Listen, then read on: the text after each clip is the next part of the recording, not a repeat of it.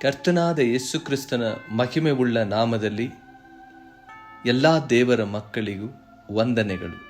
ಇವತ್ತು ನಾವು ಧ್ಯಾನಿಸುವ ಕರ್ತನ ವಾಕ್ಯವು ಕಣ್ಣೀರಿನಿಂದ ಕೃಪೆಯ ಹೊರತೆಗಳು. ಕೀರ್ತನೆ 84ನೇ ಅಧ್ಯಾಯದ 6ನೇ ವಚನ. ಕಣ್ಣೀರಿನ ತಗ್ಗನ್ನು ದಾಟುವಾಗ ಅಲ್ಲಿ ಹೊರತೆಗಳನ್ನು ತೋಡಿ ನೀರಿನ ಸ್ಥಳವಾಗ ಮಾಡುತ್ತಾರೆ. ಮುಂಗಾರು ಮಳೆಯು ಅದನ್ನು ಸಮೃದ್ಧಿಗೊಳಿಸುತ್ತದೆ. ಅನೇಕರ ಜೀವನದಲ್ಲಿ ಕಣ್ಣೀರಿನ ಕತೆಗಳು ಇರುವುದುಂಟು. ಇವತ್ತು ನಾವು ಧ್ಯಾನಿಸುವ ಕರ್ತನ ವಾಕ್ಯವು ಕೇವಲ ಒಂದು ದುಃಖದ ಕಥೆಯಲ್ಲ. ಇದು ದುಃಖವನ್ನೇ ಜಯವಾಗಿ, ಕಣ್ಣೀರನ್ನು ಕೃಪೆಯಾಗಿ, ಪರೀಕ್ಷೆಯನ್ನು ಸಾಕ್ಷಿಯಾಗಿ ಬದಲಾಯಿಸುವ ದೇವರ ಕಾರ್ಯದ ಒಂದು ಸುಂದರ ಮಹಿಮೆ. ದೇವರ ಮಕ್ಕಳ ಜೀವನದಲ್ಲಿ ಅನೇಕ ಕಣ್ಣೀರಿನ ತಗ್ಗುಗಳು ಬರಬಹುದು, ಬರುತ್ತದೆ. ನಿಜವಾಗಲೂ ಬರುತ್ತದಾ? ಸತ್ಯವಾಗಲು ಕಣ್ಣೀರಿನ ತಗ್ಗು ಬರುತ್ತವೆ. ನಾವು ಬಹಳ ಸರಿ ಅಂದ್ಕೊಳ್ತೇವೆ, ನಾವು ದೇವರನ್ನು ನಂಬಿದ್ದೇವೆ, ನಮ್ಮ ಜೀವನದಲ್ಲಿ ಕಷ್ಟವೇ ಇರಬಾರದು ಎಂದು ಬಹಳ ಸರಿ ಅಂದ್ಕೊಳ್ತೇವೆ. ಕೇಳಿರಿ, ಆದರೆ ಕಷ್ಟವು ಬರಬಾರದು ಎಂದು ಅಲ್ಲ. ಸತ್ಯವೇದವು ಹೇಳುತ್ತದೆ, ನಂಬಿಕೆಯ ಜೀವನದಲ್ಲಿ ಪರೀಕ್ಷೆಗಳು, ನೋವುಗಳು, ನಿರಾಸೆಗಳು ಮತ್ತು ಕಣ್ಣೀರಿನ ಕ್ಷಣಗಳು ಬರುತ್ತವೆ ಎಂದು ತಿಳಿಸುತ್ತದೆ.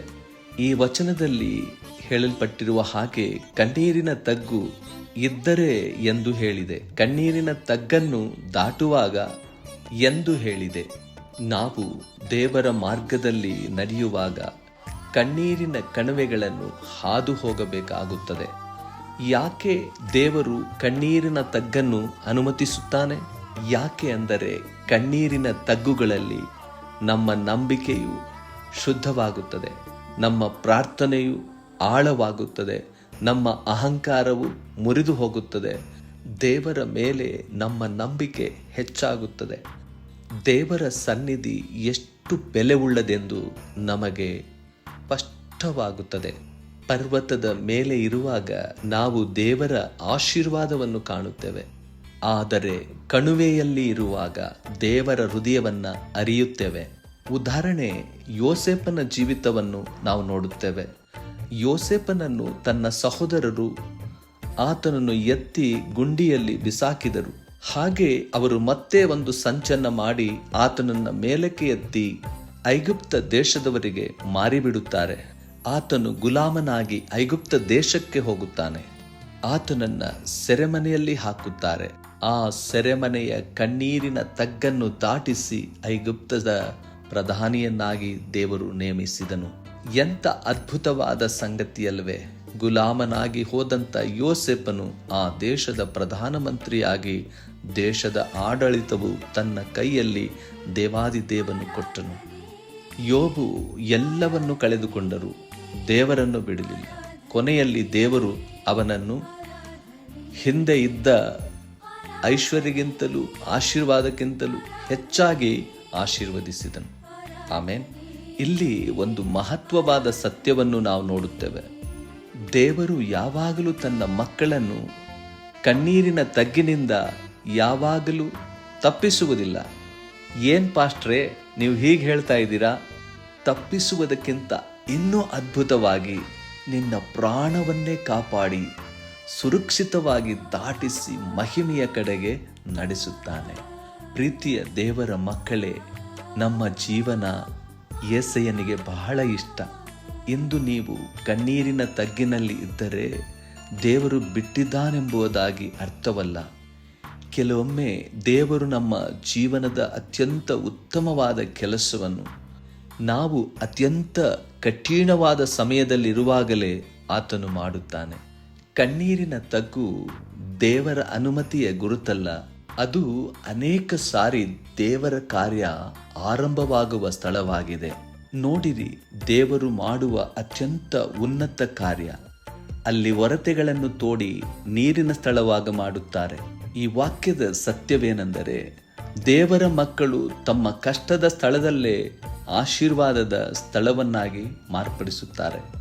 ನಾವು ಕಷ್ಟ ಎನ್ನುವ ಸ್ಥಳಗಳೇ ನಮ್ಮ ಜೀವನದಲ್ಲಿ ಆಶೀರ್ವಾದವಾಗಿ ಕರ್ತನು ಬದಲಾಯಿಸುತ್ತಾನೆ. ಗಮನಿಸಿರಿ, ಇಲ್ಲಿ ಒಂದು ಆಳವಾದ ಸತ್ಯವು ನಾವು ತಿಳಿದುಕೊಳ್ಳೋಣ. ದೇವರು ಒರತೆಗಳನ್ನು ತೋಡಿದನೆಂದು ಅಲ್ಲ, ಇಲ್ಲಿ ನಮಗೆ ತಿಳಿಸುವಂಥದ್ದೇನೆಂದರೆ ಅವರು ಒರತೆಗಳನ್ನು ತೋಡುತ್ತಾರೆ ಎಂದು ಹೇಳುತ್ತದೆ. ಆದರೆ ದೇವರ ಮಕ್ಕಳು ಕಷ್ಟದ ಮುಂದೆ ಸೋತು ಕುಳಿತುಕೊಳ್ಳುವುದಲ್ಲ, ನಂಬಿಕೆ, ಪ್ರಾರ್ಥನೆ ಮತ್ತು ದೇವರ ಮೇಲಿನ ಭರವಸೆಯಿಂದ ಮುಂದೆ ಸಾಗುತ್ತಾರೆ. ಒರತೆಗಳು ದಾಟುವುದು ಸುಲಭವಾದ ಕೆಲಸವೋ? ಸುಲಭವಾದ ಕೆಲಸವಲ್ಲ. ಆ ಸಂಕಟದ ಸಮಯದಲ್ಲಿ ನಾವು ಒರತೆಗಳನ್ನು ತೋಡಬೇಕೆಂದರೆ ಬಹಳಷ್ಟು ಸಮರ್ಪಣೆ ಬೇಕಾಗುತ್ತದೆ. ಶ್ರಮ, ತಾಳ್ಮೆ, ವಿಶ್ವಾಸವನ್ನು ಬೇಡುತ್ತದೆ. ಅದೇ ರೀತಿಯಾಗಿ ಜೀವನದಲ್ಲಿ ಕಣ್ಣೀರು ಬಂದಾಗಲೂ ದೇವರ ಮಕ್ಕಳು ಪ್ರಾರ್ಥನೆಯನ್ನು ಬಿಡುವುದಿಲ್ಲ. ದೇವರ ವಾಕ್ಯವನ್ನು ಹಿಡಿಯುತ್ತಾರೆ, ನಿರೀಕ್ಷೆಯನ್ನು ಕಳೆದುಕೊಳ್ಳುವುದಿಲ್ಲ. ಇದೇ ಆತ್ಮೀಕವಾಗಿ ಒರತೆಯ ತೋಡುವುದು. ಕರ್ತನಲ್ಲಿ ಪ್ರಿಯನೇ, ಒರತೆ ತೋಡಿದ ಕೂಡಲೇ ನೀರು ಸಿಗದೆ ಇರಬಹುದು, ಆದರೆ ನಂಬಿಕೆಯಿಂದ ತೋಡಿದ ಒರತೆಯನ್ನು ದೇವರು ತನ್ನ ಸಮಯದಲ್ಲಿ ಜೀವಜಲದಿಂದ ತುಂಬಿಸುತ್ತಾನೆ. ಕರ್ತನ ಸೇವೆಗಾಗಿ ನಿನ್ನನ್ನು ಸಮರ್ಪಣೆ ಮಾಡಿ ನಿಂತಾಗ ನಿನ್ನ ಜೀವನದಲ್ಲಿ ಕಹಿ ಭಾವನೆಗಳು, ಕಹಿಯಾದ ಜನರು, ನಿನ್ನ ನಂಬಿಕೆಯನ್ನು ಕೆಡಿಸುವರು, ಅನೇಕ ಥರದ ಜನರು, ಅಪನಂಬಿಗಸ್ತರು ನಿನ್ನ ಮುಂದೆ ನಿಂತುಕೊಳ್ಳಬಹುದು. ಆದರೆ ದೇವರಲ್ಲಿ ನೀನಿಟ್ಟಿರುವಂಥ ಹೆಜ್ಜೆ, ಆ ನಂಬಿಕೆ, ವಿಶ್ವಾಸವನ್ನು ಎಂದಿಗೂ ಕಡಿಮೆ ಮಾಡಿಕೊಳ್ಳಬೇಡ. ಒಂದು ದಿವಸ ನಿನ್ನ ಬುಗ್ಗೆಯನ್ನು ಆತನು ತುಂಬಿಸುತ್ತಾನೆ. ನಿರೀಕ್ಷೆಯನ್ನು ಕಳೆದುಕೊಳ್ಳಬೇಡ. ನಿರೀಕ್ಷೆ ಕಳೆದು ಹೋಗುವಂಥ, ನಂಬಿಕೆ ಕಳೆದು ಹೋಗುವಂಥ ಸಂದರ್ಭಗಳು ಬರುತ್ತವೆ. ಕಣ್ಣೀರಿನ ತಗ್ಗು, ಅವಮಾನದ ತಗ್ಗು, ನಿರಾಸೆಯ ತಗ್ಗು, ರೋಗದ ತಗ್ಗು, ಸಾಲದ ತಗ್ಗು, ಆಸಕ್ತಿ ಇಲ್ಲದ ತಗ್ಗು, ನಿನ್ನ ಜೀವನದಲ್ಲಿ ಎಂಥ ತಗ್ಗುಗಳು ಎದುರಾದರೂ ನಂಬಿಕೆ, ನಿರೀಕ್ಷೆಯನ್ನು ಕಳೆದುಕೊಳ್ಳಬೇಡ. ನಮ್ಮ ಕಷ್ಟಗಳು ನಮ್ಮನ್ನು ಕಹಿಯಾಗಿ ಇರಿಸಬಾರದು. ಅವು ನಮ್ಮನ್ನು ದೇವರ ಕೃಪೆಯನ್ನು ಅನುಭವಿಸುವರನ್ನಾಗಿ ಮಾಡಬೇಕು. ನೋವುಗಳಾದಾಗ ಪ್ರಾರ್ಥಿಸಬೇಕು, ಎಲ್ಲ ಒಳ್ಳೆಯದಕ್ಕೆ ಎಂದು ಭಾವಿಸಬೇಕು. ನಿರಾಸೆ ಬಂದಾಗ ವಾಕ್ಯವನ್ನು ಹಿಡಿದುಕೊಳ್ಳಬೇಕು. ವಾಕ್ಯವು ನಮಗೆ ಮುಂದೆ ನಡೆಸುತ್ತದೆ. ಬಾಗಿಲು ಮುಚ್ಚಿದೆಯ ಸಮಯವನ್ನು ಕಾಯಬೇಕು. ಕರ್ತನು ಒಂದು ದೊಡ್ಡ ಅವಕಾಶವನ್ನು ತೆಗೆದುಕೊಂಡು ಬರುತ್ತಾನೆ. ಕೀರ್ತನೆ 84ನೇ ಅಧ್ಯಾಯದ 6ನೇ ವಚನದಲ್ಲಿ ಮತ್ತೊಂದು ಸತ್ಯ ಸಂಗತಿಯನ್ನು ತಿಳಿಸುತ್ತದೆ. ಮುಂಗಾರು ಮಳೆಯು ಅದನ್ನು ಸಮೃದ್ಧಿಗೊಳಿಸುತ್ತದೆ. ಅಂದರೆ ಮನುಷ್ಯನ ಪ್ರಯಾಸವನ್ನು ದೇವರ ಕೃಪೆಯು ಸಮೃದ್ಧಿಗೊಳಿಸುತ್ತದೆ. ಗಮನಿಸಿರಿ, ಈ ವಾಕ್ಯದಲ್ಲಿರುವಂಥ ಒಂದು ಸತ್ಯವನ್ನು ನಾವು ತಿಳಿದುಕೊಳ್ಳೋಣ. ಯಾತ್ರಿಕರು ತಮ್ಮ ಕೈಗಳಿಂದ ಒರತೆಗಳನ್ನು ತೋಡುತ್ತಾರೆ, ಆದರೆ ಮಳೆಯನ್ನು ಸುರಿಸುವುದು ದೇವರು. ಮನುಷ್ಯನು ತನ್ನ ಕರ್ತವ್ಯವನ್ನು ಮಾಡಬೇಕು, ಆದರೆ ಫಲ ಕೊಡುವನು, ಆಶೀರ್ವದಿಸುವನು ದೇವರಾಗಿದ್ದಾನೆ. ನಮ್ಮ ಮುಂದೆ ದೇವರು ನಮಗಾಗಿ ಇಟ್ಟಿರುವಂಥ ಸೇವೆಯನ್ನು, ಮಾರ್ಗಗಳನ್ನು ನಾವು ನಂಬಿಕೆಯಿಂದ ನಡೆಯಬೇಕು ಮತ್ತು ಮಾಡಬೇಕು. ಒರತೆಗಳನ್ನು ತೋಡುವುದು ಯಾರ ಜವಾಬ್ದಾರಿ? ನಮ್ಮ ಜವಾಬ್ದಾರಿ. ಮಳೆಯನ್ನು ಸುರಿಸುವುದು ಕರ್ತನ ಜವಾಬ್ದಾರಿಯಾಗಿದೆ. ನಾವು ಪ್ರಾರ್ಥಿಸಬಹುದು, ನಂಬಿಕೆಯಿಂದ ಕಾಯಬಹುದು, ನಾವು ವಿಧೇಯತೆಯಿಂದ ನಡೆಯಬಹುದು. ಆದರೆ ನಮ್ಮ ಜೀವಿತವನ್ನು ಪ್ರತಿಫಲಗೊಳಿಸುವ ದೇವರ ಕೃಪೆಯಿಂದಲೇ ಬರುತ್ತದೆ. ಮುಂಗಾರು ಮಳೆ ಏನನ್ನು ಸೂಚಿಸುತ್ತದೆ? ದೇವರ ಕೃಪೆ ನಮಗೆ ಕರುಣೆಯಾಗಿಯೂ, ಅತಿಶಯವಾಗಿಯೂ, ಸಂತೋಷವಾಗಿಯೂ, ಆರೋಗ್ಯವಾಗಿಯೂ ನಿಲ್ಲುವಂಥದ್ದಾಗಿದೆ. ದೇವರ ಸಮಯ ಬರುವಾಗ ನಾವು ಆಶೀರ್ವದಿಸಲ್ಪಡುತ್ತೇವೆ, ಮತ್ತೆ ಪುನಃ ಉಜ್ಜೀವನಗೊಳ್ಳುತ್ತೇವೆ ಮತ್ತು ಅಷ್ಟು ಮಾತ್ರವಲ್ಲದೆ ಸಮೃದ್ಧಿಯಾಗಿ ಬಾಳುವ ಬದುಕನ್ನು ದೇವರು ಕೊಡುತ್ತಾನೆ. ಬಿತ್ತಿದ ನೆಲಕ್ಕೆ ಮಳೆ ಬಂದಾಗ ಹೇಗೆ ಅದು ಹಸಿರಾಗುತ್ತದೋ ಹಾಗೆಯೇ ದೇವರ ಕೃಪೆ ಬಂದಾಗ ಒಣಗಿದ ಜೀವನವು ಹೊಸ ಆಸೆಯಿಂದ ಅರಳುತ್ತದೆ. ಕೆಲವೊಮ್ಮೆ ನಾವು ಬಹಳ ಪ್ರಯಾಸ ಪಡುತ್ತೇವೆ, ಆದರೆ ಫಲವು ಕಾಣುವುದಿಲ್ಲ. ಅಂಥ ಸಮಯದಲ್ಲಿ ದೇವರು ಹೇಳುವುದು, ನೀನು ನಂಬಿಕೆಯಿಂದ ಮುಂದುವರಿಯಬೇಕು. ಸರಿಯಾದ ಸಮಯದಲ್ಲಿ ನನ್ನ ಕೃಪೆಯ ಮಳೆಯನ್ನು ಸುರಿಸುತ್ತೇನೆ. ಪ್ರಿಯ ಮಕ್ಕಳೇ, ದೇವರ ಆಶೀರ್ವಾದ ಬಂದಾಗ ನಮ್ಮಲ್ಲಿ ಏನುಂಟಾಗುತ್ತದೆ? ಒಂದು, ನಮ್ಮ ಕಣ್ಣೀರು, ದುಃಖ, ನಿರಾಸೆ ಎಲ್ಲವೂ ಹೋಗಿ ನಮ್ಮ ಒಳಗಡೆ ದೊಡ್ಡ ಸಂತೋಷ ಉಂಟಾಗುತ್ತದೆ.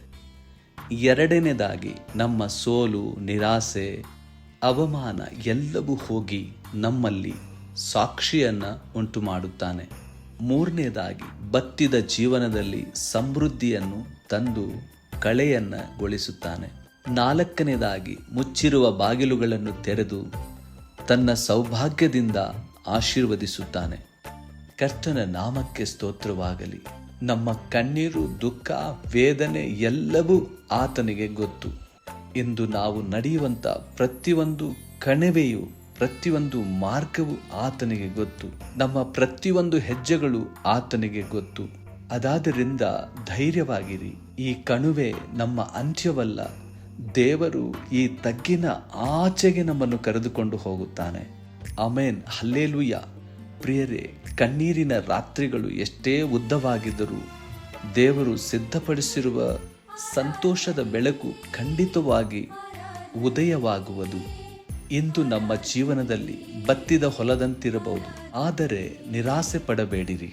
ನೀವು ಪ್ರಾರ್ಥನೆಯ ಹೊರತೆಗಳನ್ನು ತೋಡಿದರೆ ದೇವರು ಮುಂಗಾರು ಮಳೆಯು ಖಂಡಿತವಾಗಿ ಬರುತ್ತದೆ.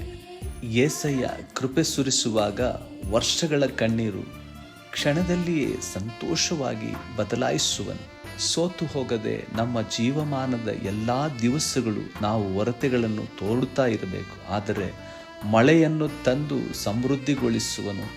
ಆತನ ಚಿತ್ತವನ್ನು ಮಾಡುವ ಪ್ರತಿಯೊಂದು ಆಲೋಚನೆಗಳಲ್ಲಿ ಆತನು ಎದ್ದು ಸಂತೋಷವಾಗಿ ಅವುಗಳನ್ನು ನೆರವೇರಿಸುವನು. ಕರ್ತನ ನಾಮಕ್ಕೆ ಸ್ತೋತ್ರವಾಗಲಿ. ಈ ವಾಕ್ಯಗಳು ನಮ್ಮೆಲ್ಲರ ಜೀವನದಲ್ಲಿ ಸಮೃದ್ಧಿಗೊಳಿಸಲಿ. ಸಮೃದ್ಧಿ ದೇವರಿಂದಲೇ ಬರುತ್ತದೆ. ಆತನು ಕೊಡುವ ಸಮಯವನ್ನು ಸರಿಯಾಗಿ ಉಪಯೋಗ ಮಾಡಿಕೊಂಡು ಆತನ ಕೃಪೆಯಲ್ಲಿ ಸಾಕ್ಷಿಯಾಗಿ ಜೀವಿಸೋಣ. ಆಮೇನ್, ಆಮೇನ್.